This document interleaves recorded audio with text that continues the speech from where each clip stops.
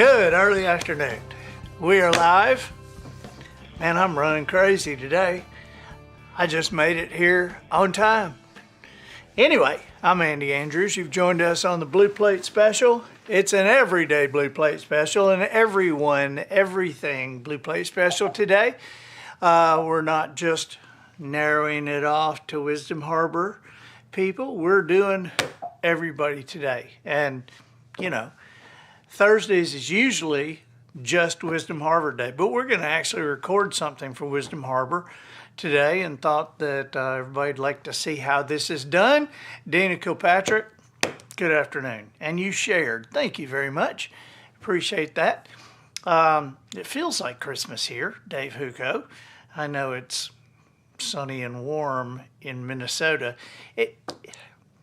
It's not sunny and warm in Minnesota, Dave.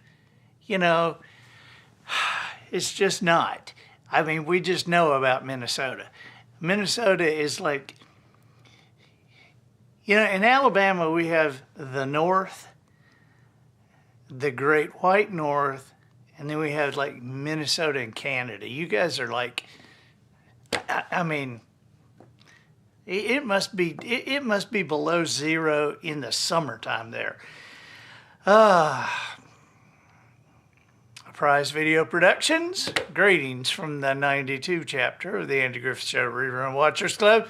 92. Everybody talks about the weather, nobody wants to do anything about it. That's where that comes from. Zion Paget, hey buddy. Area Paget, 9 years old, from Palmetto, got the whole Paget clan watching. Eliana, thank you for putting how to pronounce your name, Eliana. I'm sorry I can't seem to get that, but I'm not nearly as bad as Reba McEntire was the other night. Did you see that? Oh my God, she was having a meltdown on live television. She's doing it was like NBC's Country Christmas or something, and there's evidently some Scandinavian singer named, is it Leifa?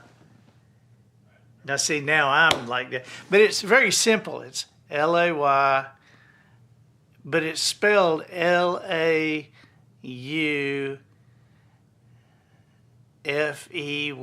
something like that. It's spelled kind of odd, but it's pronounced Leifa. Okay, well, she introduced this girl like 3 or 4 times during the show and said her name differently every time.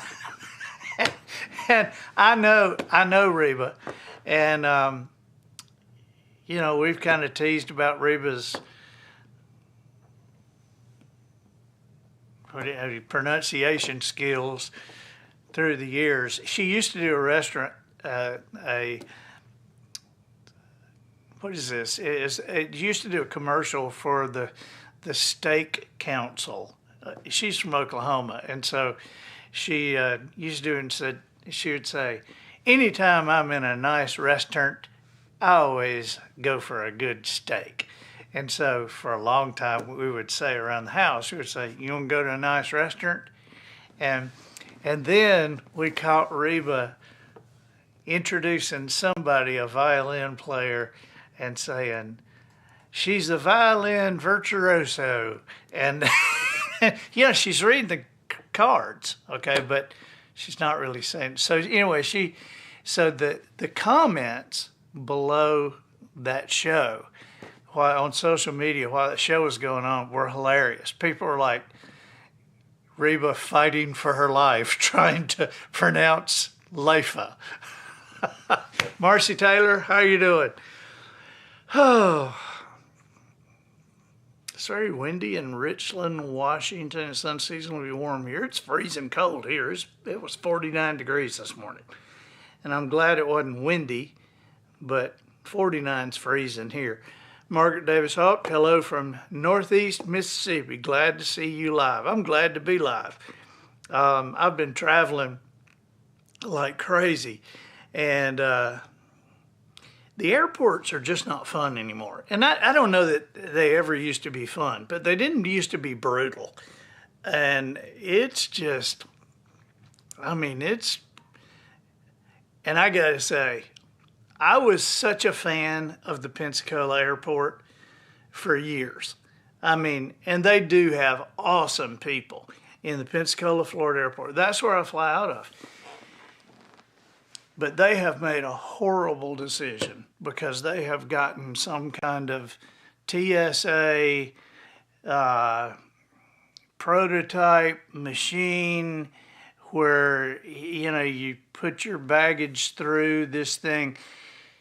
And if you hadn't been there, I can't explain it to you because it's different from everywhere else in the United States, and it's supposed to be the cutting edge, and it does look cutting edge from an Etch-a-Sketch point of view. I mean, it looks like some 10-year-old designed something with their kit of engineering or something, but I couldn't even tell you how they do this. But I got to tell you this. Used to, I would come up to that thing, the line area, you know, the security area, and I would like, whew, thank God, if there's nobody there. But now, with nobody there, I still stood waiting for my bag for 12 minutes. You guys been to Pensacola Airport? Yeah, okay, so you know what I'm talking about. And if there's a lot of people there, you might miss your flight. And I even said, I saw the guy that was across from me going, please push your bags, please push your bags. And I pushed my bags, and then I turned and goes, no, sir, you can't leave until the bags leave this area. And it's like a robot taking them. And there's 3 people lined up here, and then 3 bags lined up here, here, that all go into one line. Now, I don't know how anybody thinks that 9 bags with 3 people jamming them into one line is going to make it faster than one line of people putting their bags into one line. But man, you talk about slowing stuff down. I mean, it's ridiculous. Anyway, the guy standing across from me, he had lead agent. So I said, you're the boss? He said, well, yeah, of this group. I said, you're the boss, and you're standing here going, please push your bags, please push your bags, please push your bags. I said, you know what I'd rather you do as a boss? He said, what's that? I said, I'd rather you figure out how to get rid of this crap and go back to the other way of doing it. He said, me too. So what the heck? Good grief. Cheryl Robb Ham, watching from Maryland where it's cold and windy. Janice C. Queen, 44 and sunny in North Carolina. That's right, a Thursday Blue Plate Special. Shanda Danner. Well, you know who Sugarcane Jane is, don't you? I mean, that's the music. Matt, show the music.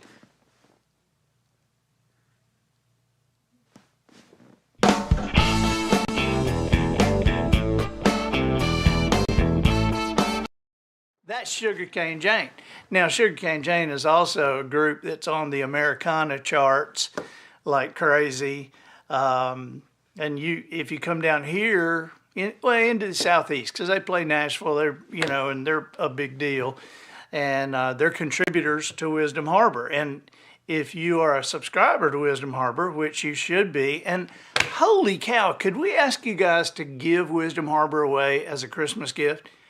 It's $27 for the entire year, okay? So this is a very impactful Christmas gift that you could give somebody that, that you don't know what to get them, but wisdomharbor.com, and it would impact their entire family. Sometimes their entire schools. We have a lot of schools. If you'd like to you call us if you want to give it to a school for Christmas, because we have people that sponsor schools.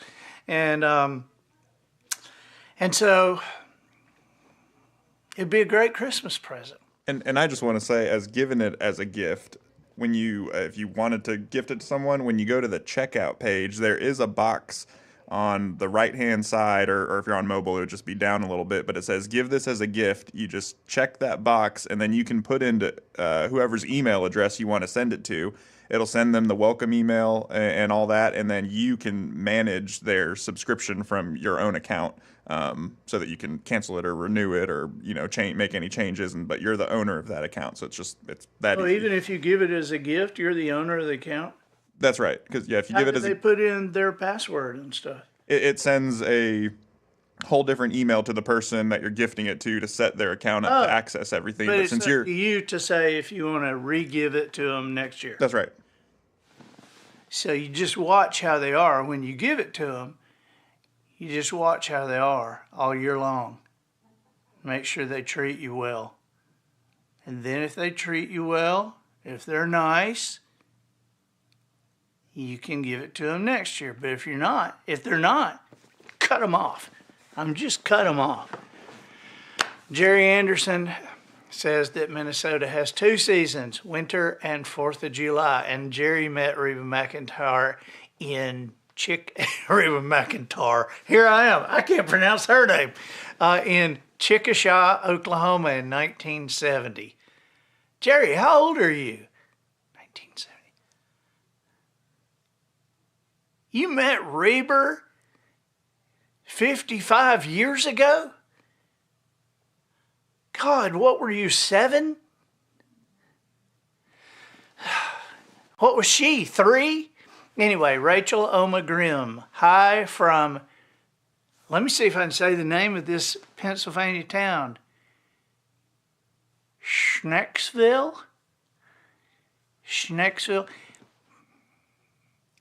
Now I gotta say, Miss Grimm, that sounds like something we would use for an insult. What are you, from Schnecksville? I mean, doesn't that sound kind of like an insult? All right, bozo from Schnecksville. I'm not making fun of your town. Well, I kind of am. But Rebecca, hi there from South Louisiana. Where in South Louisiana? How south? Most people don't know that you can go to New Orleans and still drive 45 miles south. Linda Talbot, 18 degrees and cloudy in Duluth, Minnesota. There we go. That's the Minnesota I'm talking about. Have a mutual friend up there whose name is Dan. You're right, Dan Stone. Dan is one of my 3 favorite speakers on the planet. If you haven't had Dan Stone into your company, I mean, come on. I mean, Dan is a contributor for Wisdom Harbor. You can go on wisdomharbor.com and find out how to get in touch with Dan. But I'm telling you, we have him in fact, he just did the 80,000 on. Yep. I mean, that was released. The Content Barge released that, right? It did, yeah. Okay. I think just last Wednesday. Anyway, hey, here's a Christmas present for you. Socks for Christmas. It's on sale for 20% off. And just to be as confusing as we possibly can, there's 2 versions of it. Okay, both are hardback, but this is the original version, and it comes with a CD in the back of me telling the story, me reading the story. But this Socks for Christmas has no CD, but it includes a bonus story. It has Socks for Christmas, but it also has A Not Too Silent Night, which is another story that I wrote. And it's a bonus story because it says right there, bonus story. And I sometimes I get tired of some of the stuff that I've done, and I'm like, okay, you want me to read this again? Okay, I'll read it. But I don't get tired of this book. I don't get tired of this story. And I wrote this story maybe 30 years ago, and I'll swear to you, it was 10 years before I could read this thing aloud to people without crying in the middle of it. And now it's not just a crying song, a crying story, it's a laughing story too. But this is a story that this can be part of your Christmas tradition. So they're on sale right now, 20% off on December 19th. Rick and Bubba, Rick Burgess and Bubba, the Rick and Bubba show, had a show that lasted for 30 years. And they've gone different directions now. The Rick Burgess show is still going strong. Bubba's doing something else. They're still friends. The Rick and Bubba show, I went up there probably, I don't know, 15, I hate to say 20 years, but I think it's certainly 15 years ago, and read this on the air. And it got such a great response that every Christmas they kept repeating it. They would just play it again. And so now that Rick Burgess, this is his first Christmas with his own show, and they said the other one's getting kind of scratchy. And so December 19th, the 8 o'clock hour, I'll be up at their studios and reading this to get this down for Rick Burgess and Speedy and Greg and Alton and all these other guys. And so, but anyway, 20% off. Katrina, hi from Katrina. And where are you? Muskegon, Michigan is 2 degrees? Really? That's just crazy. Austin, my oldest son, was in Idaho and guiding hunters. This is a couple of years ago. He spent 5 months up there guiding hunters and sent me a picture one morning from his truck where he was going into work. It was snowing, the wind was blowing, and it was 19 below zero. And these guys are still going out shooting in that. But he said that day, the lady that he was assigned to spilled coffee on her jacket, and it froze before it could run off. Is that crazy? Oh, Sapphire Ginger from Nebraska, you're one of my favorite authors of all time. Thank you very much. You might be 12 years old, but so of all time is not a very long time, but I'm still proud to be. It's like somebody said the Traveler's Gift. In 2003, somebody called the Traveler's Gift the business book of the century. They call it the business book of the century. And when the media got a hold of that and they called me and asked me, what do you say about your book being chosen as business book of the century? I said, well, it's been a pretty short century. That's all I got to say. Sapphire Ginger, you're going to get the book? All right, well, good. I appreciate it. Which one are you going to get? I'm just curious. Danny Patrick loves the book Socks for Christmas. You're right. Underwear for Christmas. You're going to write that? Okay, that'll be a good sequel. Underwear for Christmas. Amy Ruffin Teague, hello from Texas. Are you kin to Marshall Teague by any chance? I'm just curious. It's a friend of mine, old-time friend. Hadn't seen him in years. Marshall Teague was the bad guy in the original Roadhouse. You remember that? That he was the guy, he was the kind of the bad guy that the bad guy sheriff sent out. And Marshall he had been in Vietnam and was a kind of a bad guy in Vietnam for us.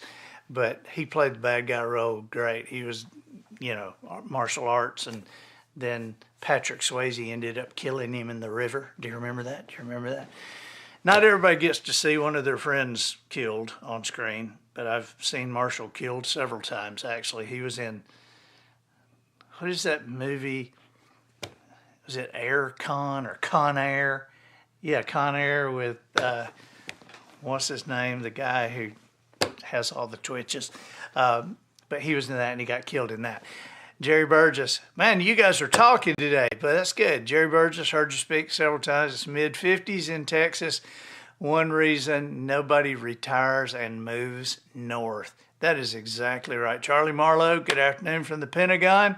Got the whole office of people that have lunch in the Pentagon and watch us on Tuesdays and Thursdays. We're glad y'all are here.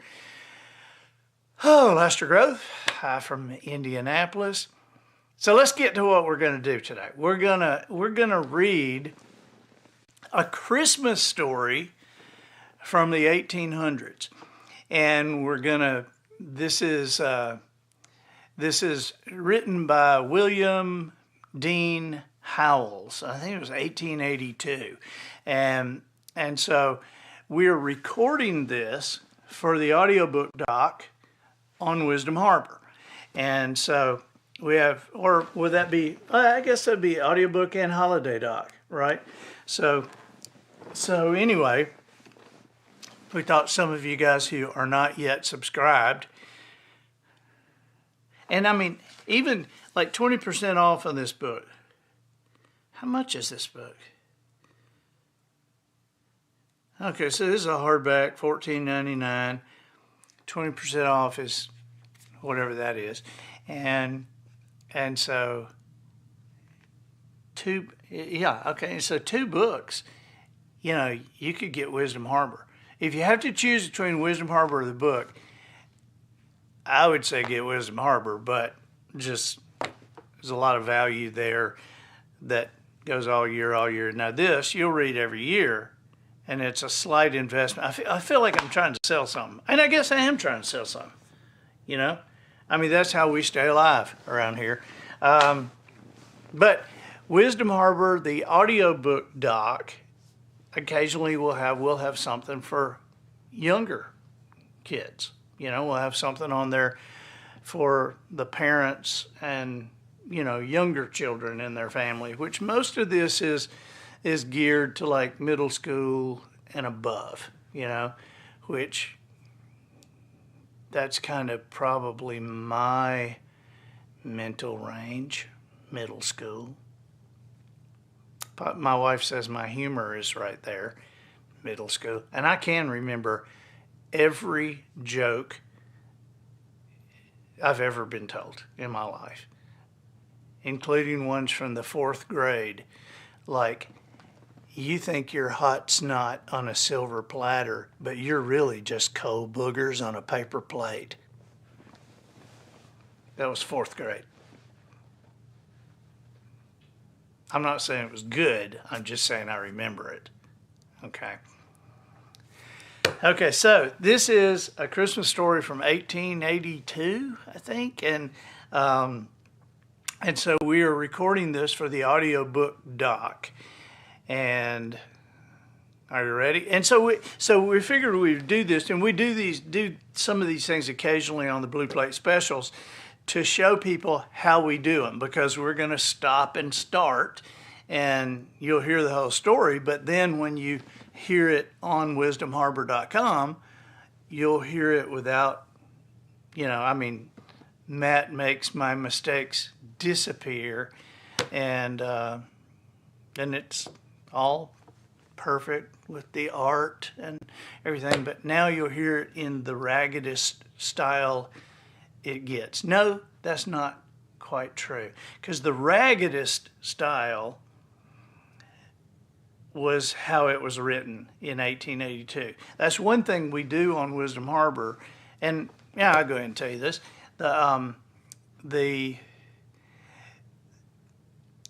The origin of having an audiobook site on Wisdom Harbor was a night when Adam, my youngest son, who's 23 now, was in the 10th grade. He came home and he said, okay, we got to read The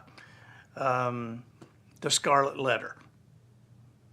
My wife and I just looked at each other and, okay.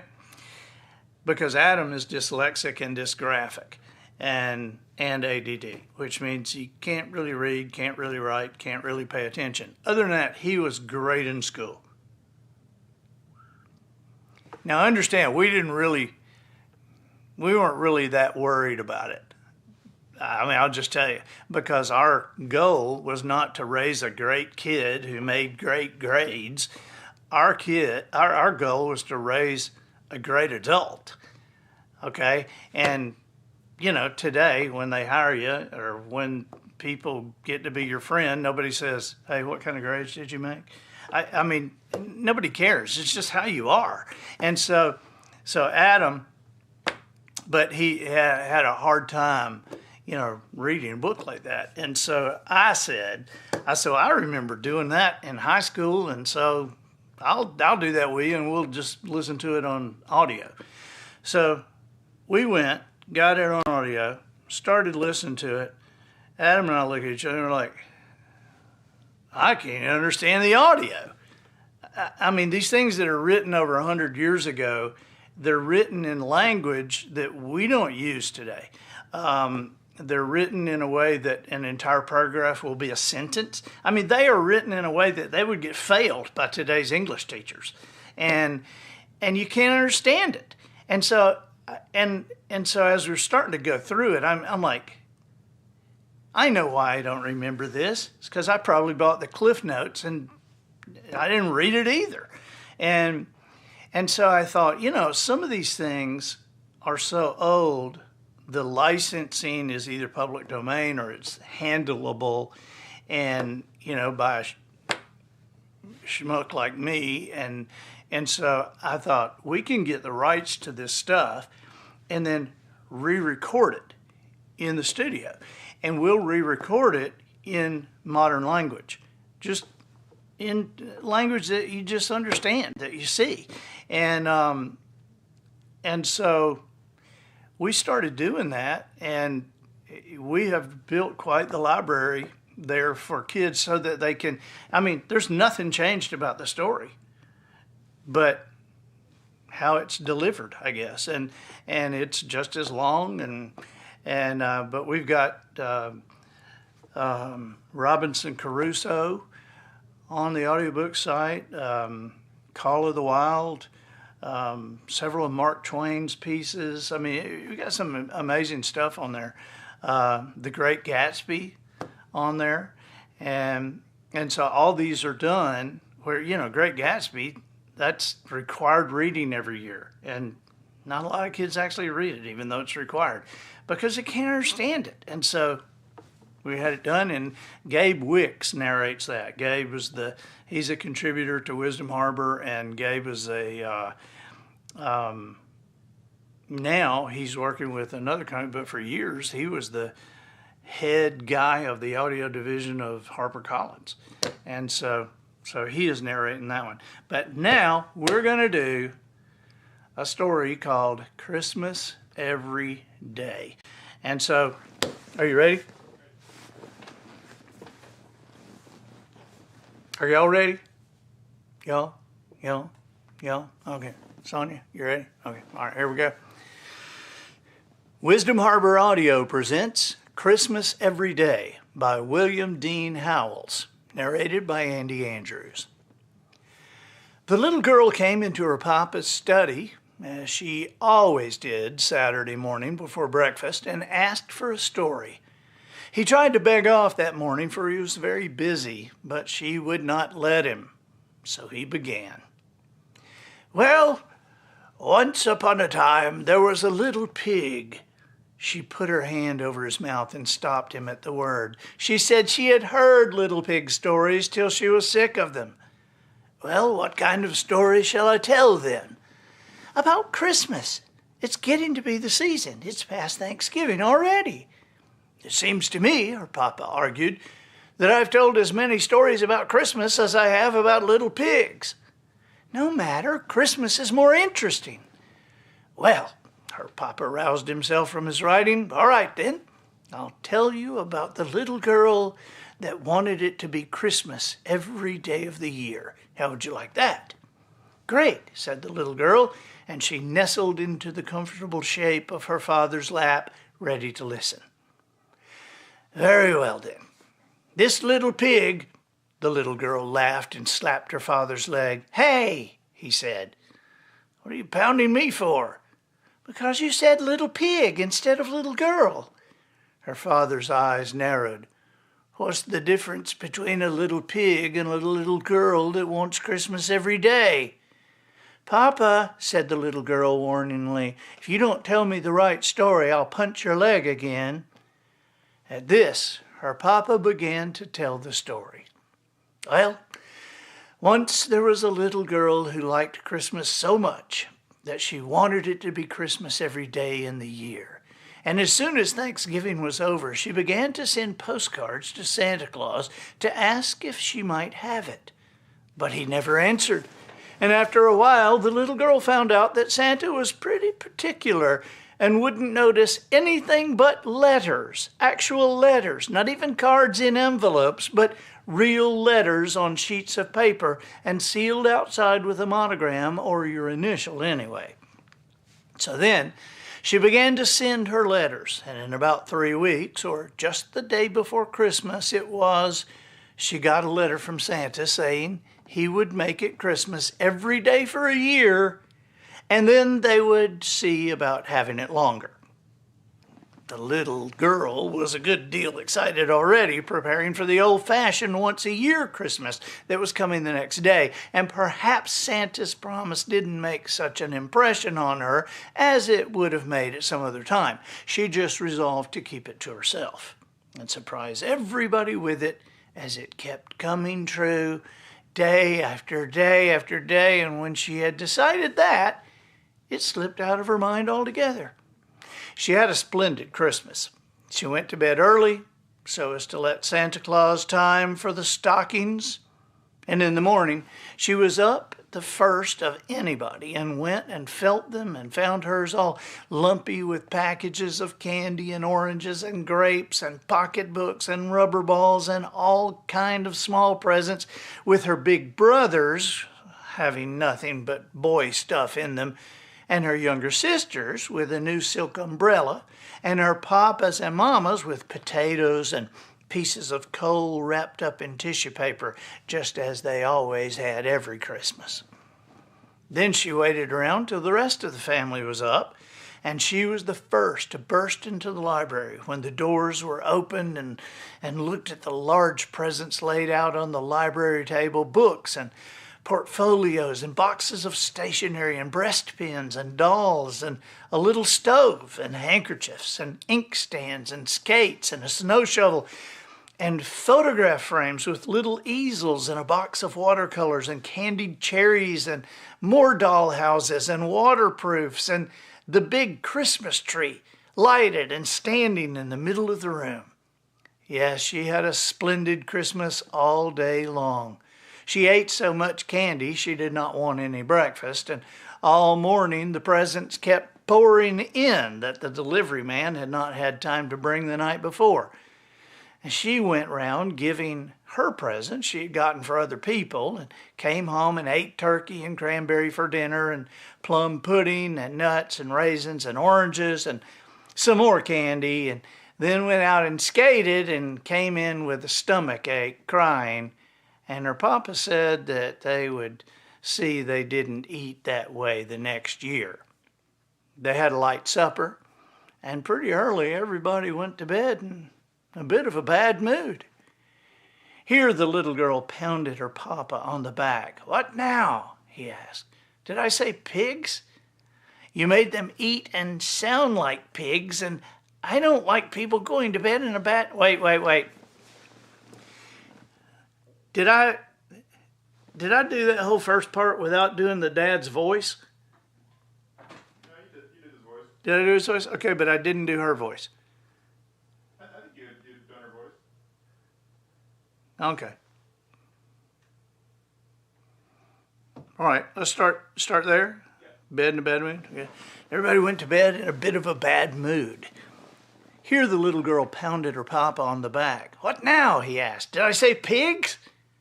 You made them eat and act like pigs, and I don't like people going to bed in a bad mood." "Well, didn't they?" "No matter. You oughtn't to put it into a story." "Very well, then. I'll take it all out." Her father went on with his tale. The little girl slept very heavily, and she slept very late. But she was awakened at last by the other children dancing round her bed with their stockings full of presents in their hands. "What is it?" said the little girl, and she rubbed her eyes and tried to rise up in bed. "Christmas! It's Christmas! Christmas!" they all shouted and waved their stockings. "Nonsense! It was Christmas yesterday." Her brothers and sisters just laughed. "We don't know about that. It's Christmas today, though. You just come into the library and see." Then all at once it hit the little girl that Santa was keeping his promise, and her year of Christmases was just beginning. She was dreadfully sleepy, but she sprang up like a lark that had overeaten itself and gone to bed in a bad mood, and darted into the library. There it was again. Books and portfolios and boxes of stationaries and breast pins. "You needn't go over it all, Papa. I guess I can just remember what was there," said the little girl. Well, and there was the Christmas tree blazing away and the family picking out their presents, but looking pretty sleepy, and her father perfectly puzzled, and her mother ready to cry. "I'm sure I don't see where I will put all these things," said her mother. And the father said it seemed to him they had had something just like this the day before, but I supposed he must have dreamed it. This struck the little girl as the best kind of a joke, and so she ate so much candy she didn't want any breakfast, and went round carrying presents, and had turkey and cranberry for dinner, and then went out and skated and came in with a "Papa!" The little girl interrupted. "What now?" he sighed. "What did you promise?" Oh, yes. Well, the next day it was the same thing over again. But everybody's mood was getting worse. And at the end of a week's time, so many people had lost their tempers that you could pick up lost tempers anywhere. They were strewn all over the ground. Even when people tried to recover their tempers, they usually got somebody else's, and it made the most dreadful mix. The little girl began to get frightened, keeping the secret all to herself. She wanted to tell her mother, but she didn't dare to, and she was ashamed to ask Santa to take back her gift. It seemed ungrateful and ill-bred, and she thought she would try to stand it, but she hardly knew how she could for a whole year. But it went on, and it was Christmas Day on Valentine's Day and Washington's birthday just the same as any day. It didn't even skip the 1st of April, though everything was kind of counterfeit that day, and that was some relief. After a while, coal and potatoes began to be awfully scarce. So many had been wrapped up in tissue papers to fool papas and mamas with. Turkeys got to be about $1,000 apiece. "Papa, what now?" "You're beginning to fib." "Well, $2,000 apiece then." And they got to passing off almost anything for turkeys, half-grown hummingbirds and sparrows and blue jays, and the real turkeys were so scarce, you see. And cranberries. Oh, they asked a dime apiece for cranberries. All the woods and orchards were cut down for Christmas trees, and where the woods and orchards used to be, it looked just like a stubble field with stumps. After a while, they had to make Christmas trees out of rags and stuff them with rice like old-fashioned dolls. But there were plenty of rags because people got so poor buying presents for one another they couldn't get any new clothes, and they just wore their old ones to tatters. They got so poor that everybody had to go to the poorhouse, except for the candy makers and the fancy storekeepers and the picture book sellers and the expressmen, and they all got so rich and proud they would hardly wait upon a person when he came to buy it. It was perfectly shameful. Well, after it had gone on for 3 or 4 months, whenever she came into the room in the morning and saw those great, ugly, lumpy stockings dangling in the fireplace, and the disgusting presents around everywhere, the little girl used to just sit down and burst out crying. In 6 months, she was exhausted. She couldn't even cry anymore. She just lay on the lounge and rolled her eyes and panted. About the beginning of October, she took to sitting down on dolls wherever she found them. French dolls or any kind. She hated the sight of them so, and by Thanksgiving she was crazy and just slammed her presents across the room. By that time, people didn't carry presents around nicely anymore. They flung them over the fence or through the window or anything, and instead of taking great pains to write "For dear Papa" or "For Mama" or "For my favorite brother" or "For sister" or Susie or Sammy or Billy or Bobby or Jimmy or Jenny or whoever it was, and even troubling to get the spelling right and then signing their names. And they used to put dates. That they would put dates in the gift books. "Take it, you horrid old thing," and then they'd go bang it against the front door. Nearly everybody built barns to hold their presents, but pretty soon the barns overflowed, and then they used to just let them lie out in the rain or anywhere. Sometimes the police used to come tell people to shovel their presents off the sidewalk or they would be arrested. "I thought you said everybody had gone to the poorhouse," interrupted the little girl. "Well, they did go at first," said her papa, "but after a while the poorhouses got so full they had to send the people back to their own houses. They tried to cry, but when they got back they couldn't make the least sound." "Why couldn't they?" "Because they had lost their voices saying Merry Christmas so much." "Did I tell you how it was on the 4th of July?" "No. How was it?" And the little girl nestled closer in expectation of something uncommon. "Well, the night before, the boys stayed up to celebrate, as they always do, and fell asleep before 12 o'clock, as usual, expecting to be awakened by the bells and cannon. But it was nearly 8 o'clock before the first boy in the United States woke up, and then he found out what the trouble was. As soon as he could get his clothes on, he ran out of the house and smashed a big cannon torpedo down on the pavement, but it didn't make any more noise than a damp wad of paper. And after he tried 20 or 30 more, he began to pick them up and look at them. Every single torpedo was a big plum. And he just ran upstairs and examined his firecrackers and his toy pistol and his $2 collection of fireworks and found out they were nothing but sugar and candy painted up to look like fireworks. Before 10 o'clock, every boy in the United States found out that his 4th of July things had turned into Christmas things.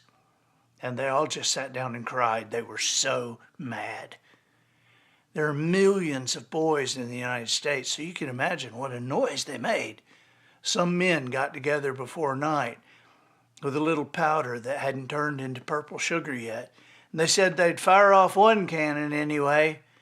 But when they attempted to fire it, the cannon burst into 1,000 pieces, for it was made of nothing but rock candy. And some of the men nearly got killed. The 4th of July orations all turned into Christmas carols, and when anybody tried to read the Declaration of Independence, instead of saying "when in the course of human events it becomes necessary," he was sure to just start singing "God Rest Ye Merry Gentlemen." It was perfectly awful. The little girl drew a deep sigh of satisfaction. "And how was it at Thanksgiving?" Her papa hesitated. "Well, I'm almost afraid to tell you. I'm afraid you'll think it's wicked." "Oh, tell me anyway," said the little girl. Well, before it became Thanksgiving, it had leaked out who had caused all these Christmases. The little girl had suffered so much that she had talked about it in her sleep, and after that, hardly anybody would play with her. People perfectly despised her, because if it had not been for her greediness, it wouldn't have happened. And now, when it came to be Thanksgiving and she wanted them to go to church and have pumpkin pie and turkey and show their gratitude, all the turkeys had been eaten up for her Christmas dinners. And if she would just stop the Christmases, they would maybe see about gratitude. Wasn't it dreadful? And the very next day, the little girl began to send letters to Santa Claus and then telegrams to stop it, but it didn't do any good. And then she got to calling, going to Santa's house, but the elf who came to the door always said, he's not at home, or he's in a meeting, or Santa and Mrs. Claus are at dinner, or something like that. And so it went on till it came to the old once-a-year Christmas Eve. The little girl fell asleep, and when she woke up in the morning, she found it was all nothing but a dream. Wait a minute, I read that wrong. Back up. Okay. By the way, I didn't actually do that. I didn't actually make that mistake. And when you listen to it on Wisdom Harbor, you'll see that it's not even there. So, all right, once a year Christmas Eve, the little girl fell asleep, and when she woke up in the morning, she found it was all nothing but a dream, suggested the little girl. No, indeed, said her papa. It was all every bit true. Well, what did she find out then? Why, that it wasn't Christmas at last, and wasn't ever going to be any more. Now it's time for breakfast. The little girl held her papa fast around the neck. You cannot go if you're going to end the story like that. How do you want it ended? Christmas once a year. All right, said her papa, and he went on again. Well, there was the greatest rejoicing all over the country, and it extended clear up into Canada. The people met together everywhere and kissed and cried for joy. The city carts went around and gathered up all the candy and raisins and nuts and dumped them into the river, where it made the fish sick. And the whole United States, as far out as Alaska, was one blaze of bonfires where the children were burning up the old gift books and presents. They had the greatest time. The little girl went to thank Santa Claus because he had stopped it being Christmas every day, and she said he hoped he would keep his promise and see that Christmas never came again. Then Santa frowned and asked if she was sure she knew what she meant. And the little girl asked him, why not? And the old man said that now she was behaving just as greedily as ever, and she better look out. This made the little girl think it all over carefully again, and she said she would be willing to have Christmas about once in 1,000 years. Then she said 100. Then she said 10. And then at last she got down to 1. And Santa said that was the good old way that had pleased people ever since Christmas began. And she agreed. How will that do? Asked her papa. Wonderful, said the little girl, clapping her hands, but she hated to have the story stop and was rather subdued. However, her mama put her head in at the door and asked her papa, are you ever coming to breakfast? What have you been telling that child? Oh, just a true tale. The little girl caught him around the neck again and declared, but don't tell Mama what the true tale was about. She might actually wish it. And the truth... Let me do that again. Oh, just a true tale. The little girl caught him around the neck again and declared, but don't tell Mama what the true tale was about. She might actually wish it. And the true tale might really become the truth. One Christmas every year is enough. Christmas every day. Wait a minute, I need to say the end, don't I? Okay. You want me to do that again? Yeah, I think since we didn't have that, it didn't quite have the final sound in your voice. Okay. Let's just pick up with that quote. Okay. Again and declared, but don't tell Mama what the true tale was about. She might actually wish it, and the true tale might really become the truth. One Christmas every year is quite enough. The end. Christmas Every Day, written by William Dean Howells in 1882, is a Wisdom Harbor audio production, produced by Matt Limpert, narrated by Andy Andrews. Got it? All right. So, you guys okay with that? Now, I got to tell you, it was curious to me as I was doing that. It took us a long time to shift it and change it, and we left a couple of perfectlies in there, even though there were probably 10 perfectlies in that story. 10. It was perfectly good. It was perfectly well. I'm perfectly fine. There was also, we had the little girl say, "Great," instead of "That's first rate." So sometimes we shift stuff, like all those, like every paragraph was a total run-on sentence. So we had to shift those into being individual sentences so it would sound right. And then so sometimes we do that. Sometimes we clean up language and modernize it, just like "That's first rate."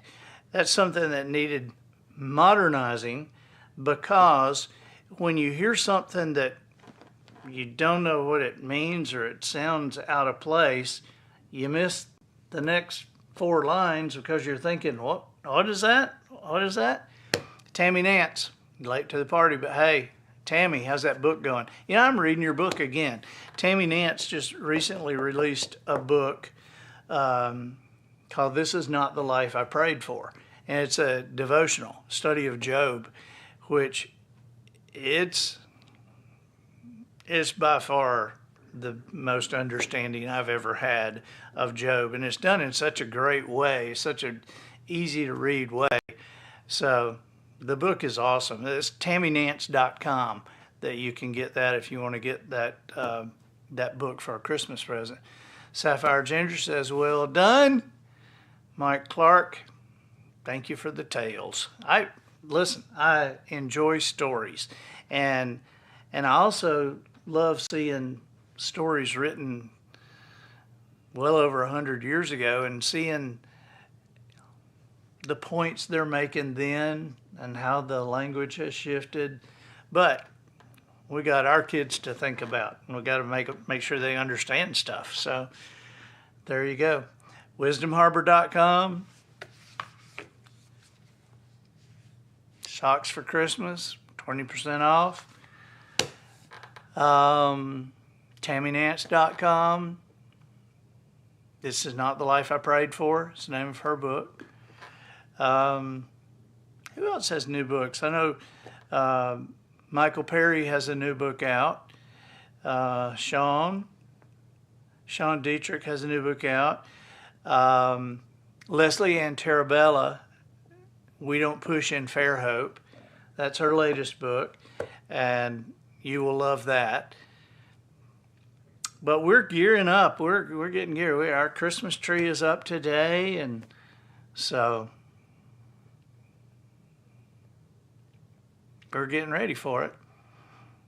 Once a year. We don't want it every day a year, but we do want it once a year.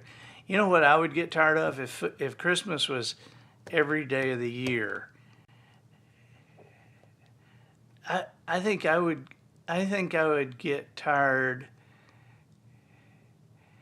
What would I be most tired of? I would be most tired of seeing an English pea casserole. That's what I'd be most tired of. I'd be most tired of seeing it. Now, I'm not going to eat it. I am not about to eat it. Okay, but I'd be tired of seeing it. Just seeing it. English pea casserole is a scourge upon the earth. English pea casserole, if you look on the internet, recipes by Satan, English pea casserole is the #1 recipe listed.